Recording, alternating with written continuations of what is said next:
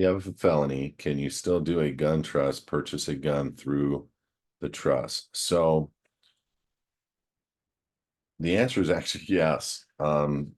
There is a case called Bond versus the United States from 2003 where a guy who had a felony was violated for owning a gun. He went to the Supreme Court and won. The Constitution and his right to have a gun was more important than the parole agreements that he had structured up with the state or the Fed or whoever it was.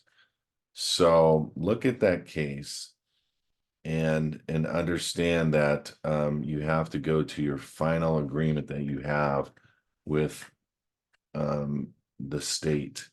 Like, what was the requirement? Are you not allowed to have guns? Are you not allowed to whatever? What are those requirements? Purchase guns.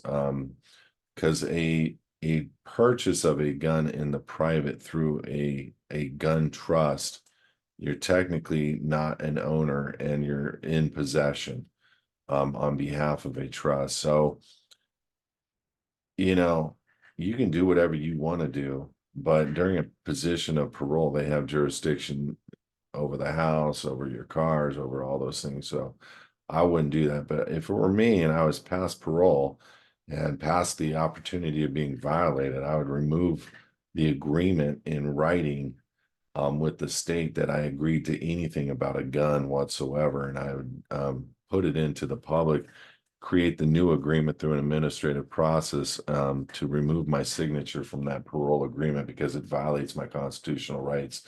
And I would name the case Bond versus the United States.